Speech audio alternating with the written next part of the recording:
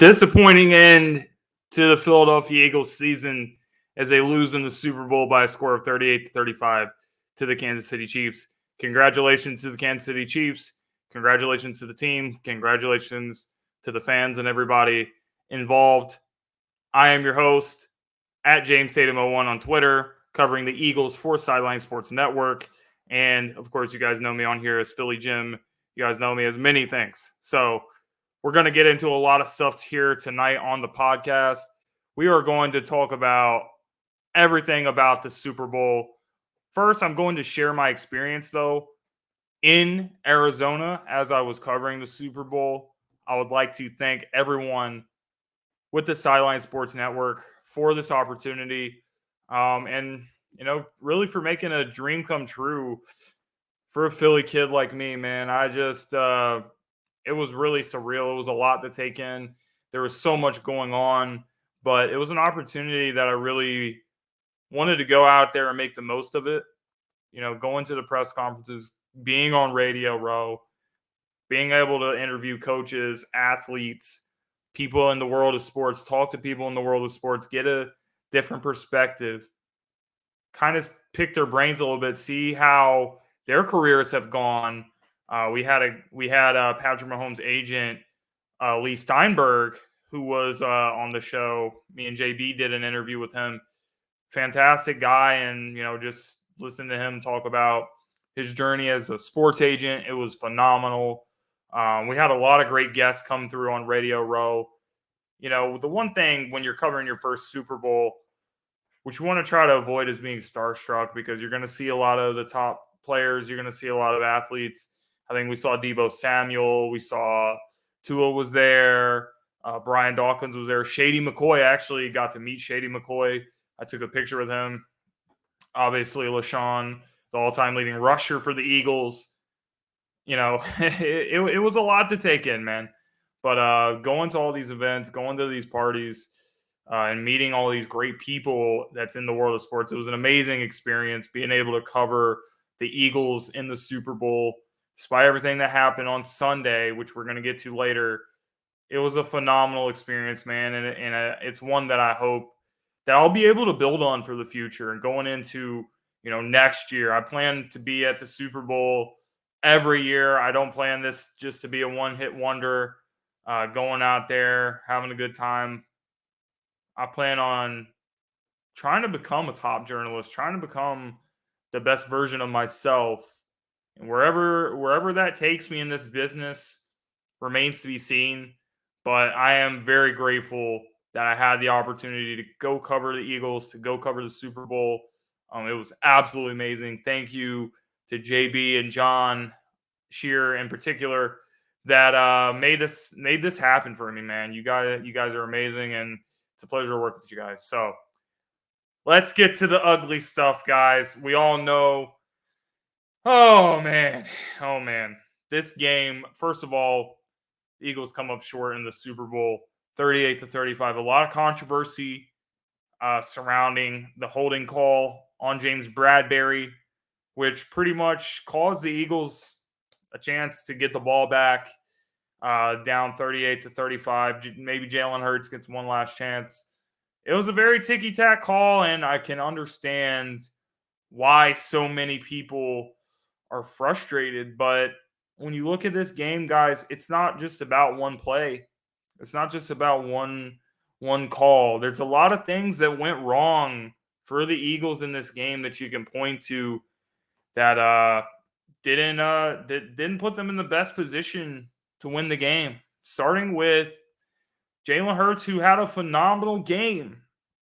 Jalen Hurts, I think, did everything he could to put this team in a position to win.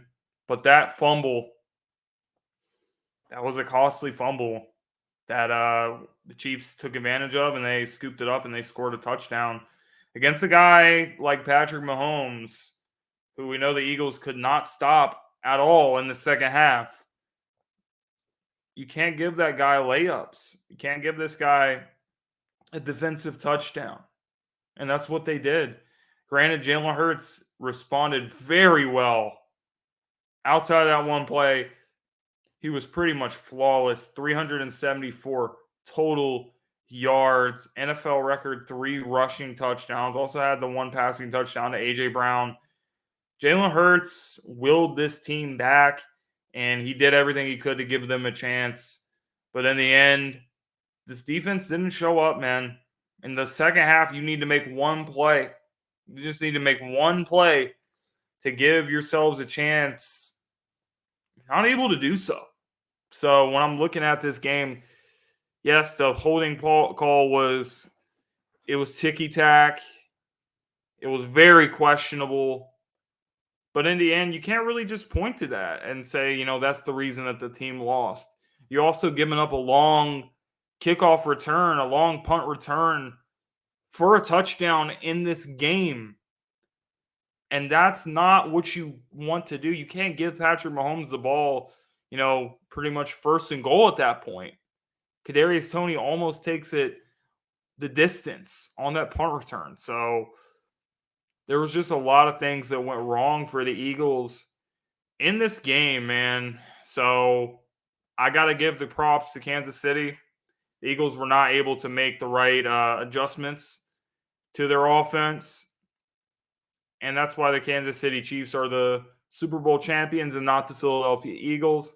The Eagles are going to have to take a long look in the mirror and figure out what they're going to do with this team. There's a lot of questions going on.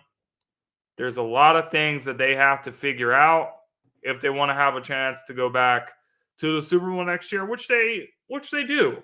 I believe that they do. I do not believe the window is closed, but you have a lot of free agents. You have to figure out who you're going to bring back, who you're not going to bring back. The guys that you're just going to let walk out the door, how are you going to replace them? Who are you going to replace them with? These are all questions that the Philadelphia Eagles have going into the offseason.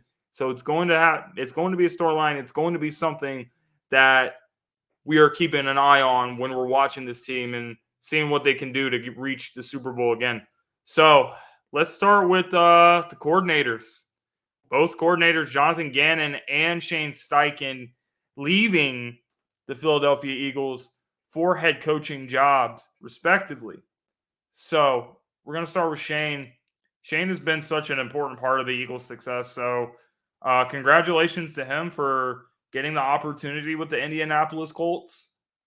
I am not sure if he's ready for it, though.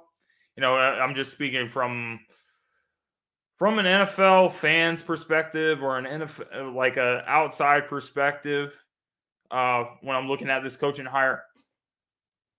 I think Shane was a decent part of our success. I don't think he was like as big of a part of our success as, say, Frank Reich was when the Eagles won the Super Bowl in 2017. But sure, I think he played a role in Jalen's development to a degree. I don't think he was the main reason why we got where we were. I think Jalen's work ethic and his obsession to try to make something of himself is what really got the Eagles where they were. But Shane, he did take over play calling duties about halfway through the 2021 season, taking him over from Nick Sirianni. So he does deserve some credit for the success that the offense had. As we know, the Eagles had one of the top scoring offenses in the NFL, had one of the best offenses in the entire NFL in terms of yards, in terms of points, almost every statistical category. The Eagles were phenomenal, so I can see why the Colts had some interest in Shane. I will have to see what he does. What are the Colts going to do with their quarterback situation? Is Shane going to I would assume that he would have say over in quarterbacks that they bring in. Are they going to draft a guy? Are they going to take a look at Bryce Young? Are they going to take a look at C.J. Stroud, Will Levis, or any of the quarterbacks that's coming out in this draft class? Seeing that the Colts kind of had a revolving door with their quarterback situation, it seems like they would want Shane to have some say in that. So that's something that I will be keeping an eye out for. And I'm interested to see how well he does with the Indianapolis Colts. But who are the Eagles going to replace Shane Steichen with? That is the question that everyone is going to ask. And when you look at Jalen Hurts he's had talking about the Colts having a revolving door, the quarterback situation. Jalen has had a revolving door with offensive coordinators. He came into the league. Doug Peterson had a bunch of like consultants. That 2020 season, there wasn't really a true offensive coordinator that he was working with. He was just working with Coach Peterson. You had Shane Steichen obviously here last year when he was in college. He went from the Alabama system, had a couple coordinators over there. Brian DeBall was there. They had different guys. I think forget the guy's name. Len Kiffin. What's his name? I forget his name. I'm not really the biggest college football fan. I'm kind of exposing myself right now. Is it Lane Kiffin? I think that's who it was. I think he spent some time at Alabama when Jalen was there. He goes to Oklahoma. He learns the Lincoln Riley system. He's a Heisman runner-up in that system. So he's learning all these systems. He's with all these coaches, all these systems. And I don't think that's something that the Eagles really want to explore as far as bringing in an outsider. I know some people have brought up, Eric Bieniemy, he's interviewing with the Washington Commanders. He's interviewing with all these different teams for the same role. So as far as that, I'm not sure why Eric Bieniemy would want to make a lateral move like that when he can just stay in Kansas City.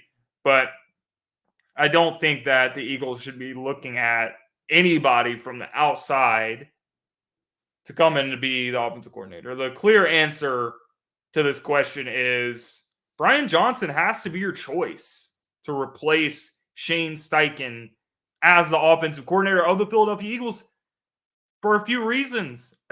For one, it's just like I said, you don't want another guy coming in here and Jalen Hurts has to learn all this different stuff, all this new schemes and everything like that. You have a guy in Brian Johnson who has known Jalen Hurts since he was a little kid.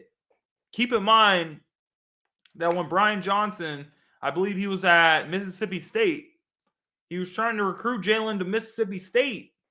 He's known him since he was a young guy. Since he was in high school, he was trying to recruit him. And they end up together in Philadelphia the last 2 years, coming over from Nick Sirianni's coaching staff as the quarterback coach. So Brian Johnson working with Jalen Hurts, I think that he has played a role in Jalen's success. I think he has played a role in the development working with Jalen. So I would like to see Brian Johnson continue to work as a quarterback's coach, kind of like a hybrid role here. You got the quarterback's coach and you have him as the offensive coordinator. I think that would be the perfect match for what the Eagles are looking for. And then for Jalen Hurts, it's just perfect because this is a guy that knows Jalen Hurts so well. This is a guy that has been around Jalen Hurts, knows what makes him tick, knows what kind of plays, what kind of offense he is comfortable with, what he's not so comfortable with. So I think it kind of works out very well for Jalen Hurts and Brian Johnson to work together, and not much is going to change with your offense. You don't have to worry about Jalen learning a new scheme, any of that type of stuff. Brian Johnson, the clear answer for offensive coordinator for the Philadelphia Eagles going forward. Now let's go to this defense. And it was reported today by Dave Zangaro, or I'm just going to give him credit for it because I saw his tweet covering the Eagles for NBC Sports. He tweeted that in Howie Roseman's press conference, or in Jonathan Gannon's press conference, he stated that after the Super Bowl, Howie Roseman basically told him, you're staying because you're going to interview for the Arizona Cardinals job. So take with that whatever you want. Take with that whatever you want is how you like kind of saying, hey, you ain't getting on the plane. We're leaving you in Arizona. Or he just used talking to the Cardinals to get him an interview for the job. He just kind of used it as a way to get rid of Jonathan Gannon after the performance of the defense in that Super Bowl, not being able to make any adjustments, which is why I think not too many Eagles fans were too disappointed about Jonathan Gannon leaving to become the next become the next head coach of the Arizona Cardinals, who it was also reported that the Cardinals were having issues finding people that actually wanted the job because people don't want to deal with Kyler Murray. Kyler Murray has a bad attitude. He's not a great teammate. He's not a great leader. And his play does not really make up for, some of the issues that he is causing over there. So I guess it was just kind of a last resort for the Arizona Cardinals. We will have to see.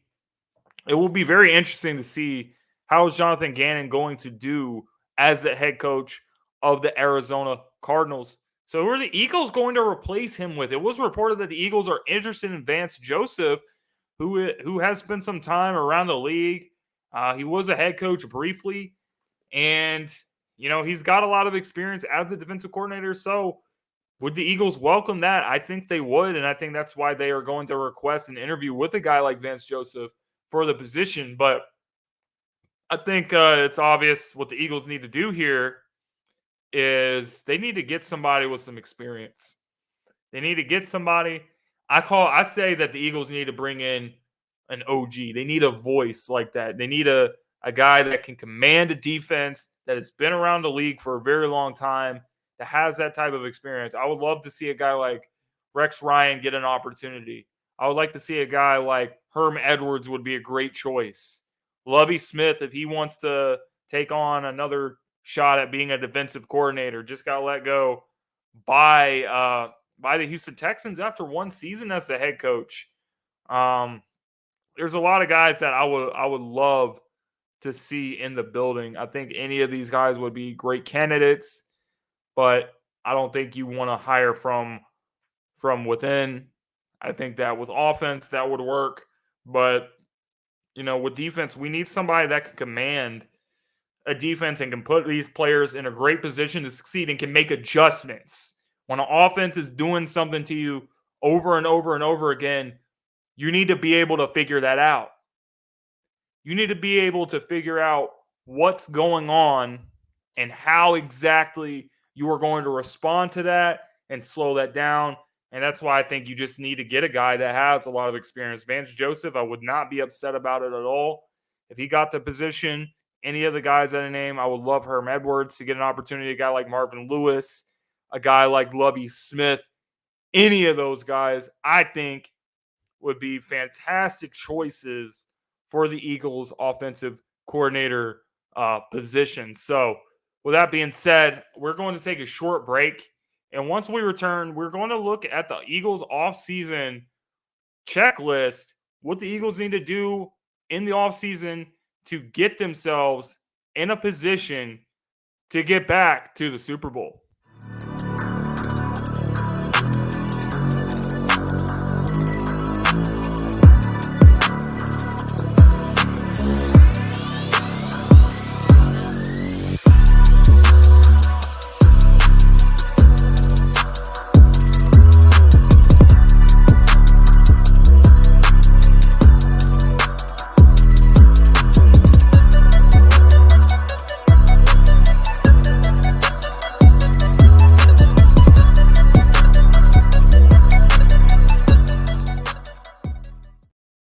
Sideline Sports Network is live every single day covering everything in the world of sports. We have a lot of hardworking, talented journalists and analysts that are making things happen. I want to give a shout out to the crew that was out there in Arizona.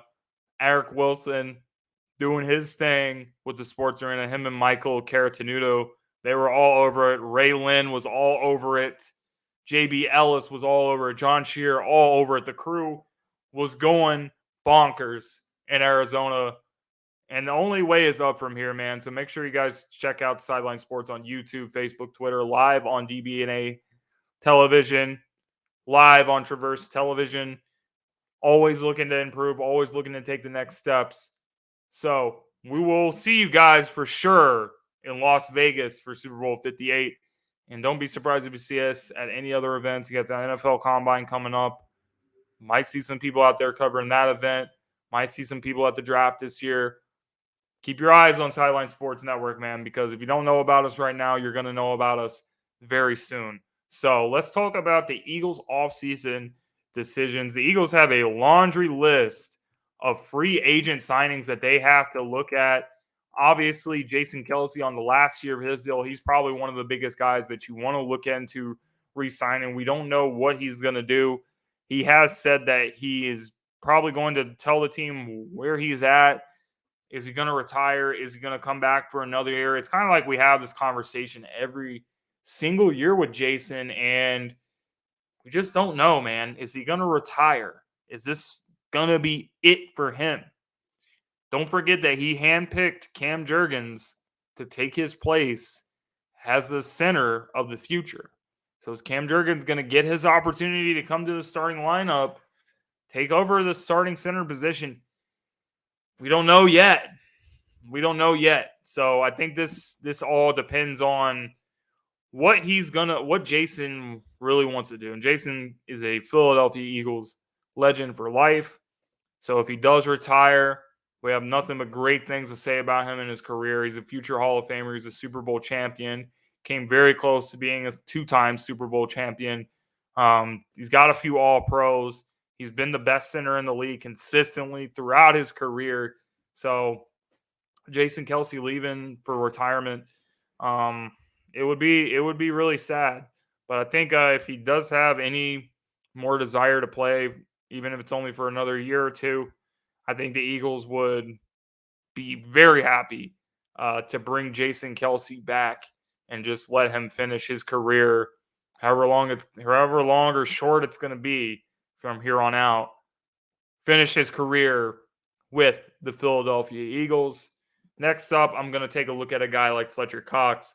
Fletcher has been one of the longest tenure. In fact, I think besides Brandon Graham and Kelce, I think he is the third most tenured Eagle on the team. So I really appreciate everything Fletch has done for this franchise, but I just think it's time to move in another direction. I would let him walk. If he wants to re-sign for the hometown discount, which I don't know if he will or won't. I don't know if there's another team out there that's going to, give Fletch at this point in his career an absurd amount of money. I would not expect that to be the case, but you never know. There's teams out there that, do things like that. So we'll have to see. But I don't really think it makes a lot of sense to bring back Fletch, especially if you have to choose between re-signing a guy like Javon Hargrave, who had a career season this year, got over double-digit sacks, was one of our best players on the defensive line. If I have to choose, it's a no-brainer for me. I'm re-signing Javon Hargrave 10 times out of 10, and I'm just going to let Fletch figure it out. And if he wants to come back on the minimum, then we can discuss that. But I'm not going to break the bank to re-sign Fletch, even though he's been one of our great players for a very long time. I don't think it makes a lot of sense to, bring him back. He also drafted Jordan Davis in the first round last season. So I think that we want to get him on the field a lot more come next season. Going into year 2, we want to see what this kid can do. This guy is supposed to be a big piece for us building around our defense. So we definitely want to get Jordan Davis on the field a lot more than what we saw from him in year 1, although he did miss some time due to injury. But there's a reason that we drafted him. We traded up over the Baltimore Ravens in the 2022 NFL draft to go get Jordan Davis. So I feel like, the longer you keep Fletcher Cox around, are you just going to leave your first-round pick that you went up to get, or are you just going to leave Jordan Davis on the bench? I don't think it makes a lot of sense to do that unless Fletch wants to take a lesser role and be kind of like a depth guy, which I don't know. I don't know if he will or won't. He doesn't seem like the type of guy that would embrace a role like that. But Brandon Graham does. So same kind of situation here. I think Brandon Graham already kind of showed that this season that he's willing to take on a role like that where he's more of a coming off the bench type of guy. He had his best year of his career coming off a torn Achilles at that. Double-digit sacks for Brandon Graham this year, and he didn't really have a problem with, not being in the starting lineup. He was very productive, and Brandon Graham, having him around is so valuable to all these young guys that we have on our defensive line. A guy like Josh Sweat, who also had an unbelievable year, I think that he benefits from having a veteran in the building like Brandon Graham. I think Brandon Graham is kind of, when it comes to that D line, I think he serves as more of an extension of the coaching staff. His leadership is something that doesn't really show on film, but Brandon Graham makes an impact on these guys. So I would love to keep him around for another year or so. I don't know how he's gonna. I don't know what his interest is gonna be. I'm sure that there's probably some teams around the league that could use him. In the same kind of role that we did. But like I said, I don't see Fletcher Cox or Brandon Graham. I don't see a lot of teams going after them and giving them top dollar. I could be wrong. I could always be wrong, but I think that Brandon Graham will be back on a team-friendly contract, and we'll see if Brandon Graham is going to finish his career in Philadelphia. I think that seems pretty likely, but we will have to see what is Howie Roseman going to do, how he's going to handle these situations. But guys, the biggest one to me, CJ Gardner-Johnson. We know what this guy has done for this defense. He missed 5 games due to injury, was still tied for the league lead in interceptions. He was a ball hawk. He was a playmaker. He was exactly what the Eagles have been missing at the safety position.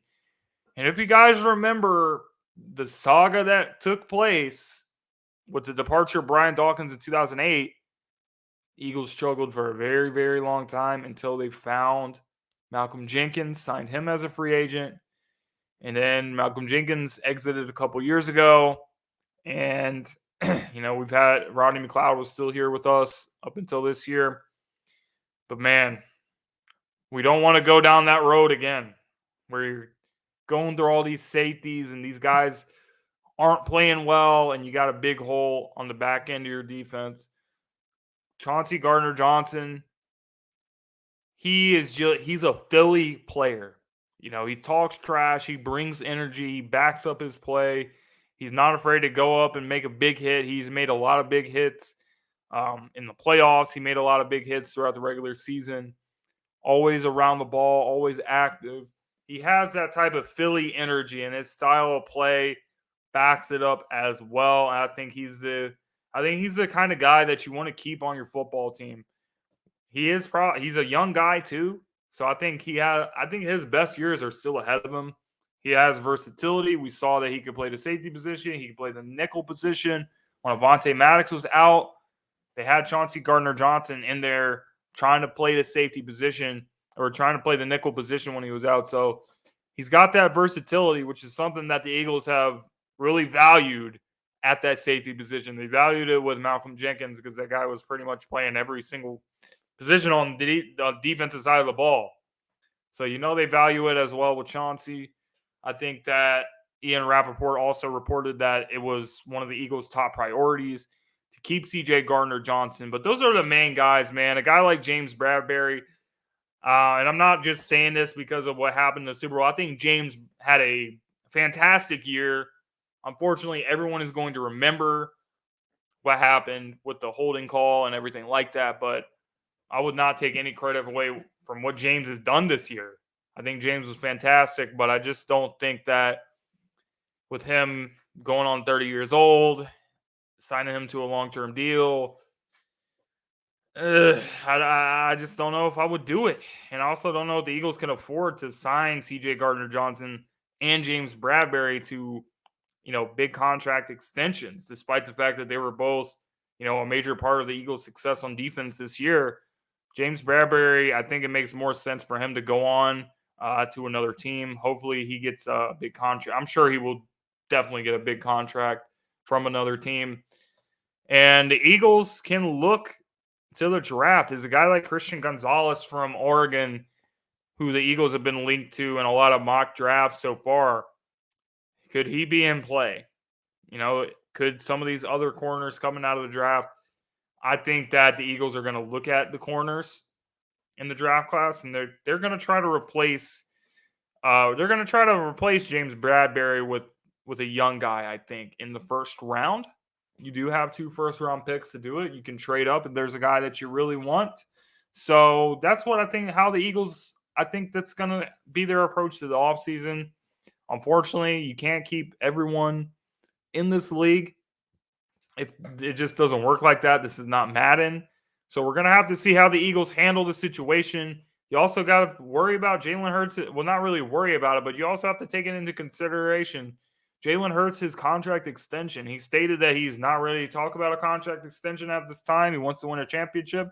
Is Jalen Hurts going to be able to take less money to try to keep this team together as much as possible, the free agents and everything? It's going to be a little more challenging when you have Jalen Hurts no longer on a rookie contract. So I don't know what's going to happen. I don't know how much money Jalen Hurts is going to ask for. I don't know what Howie Roseman's going to do.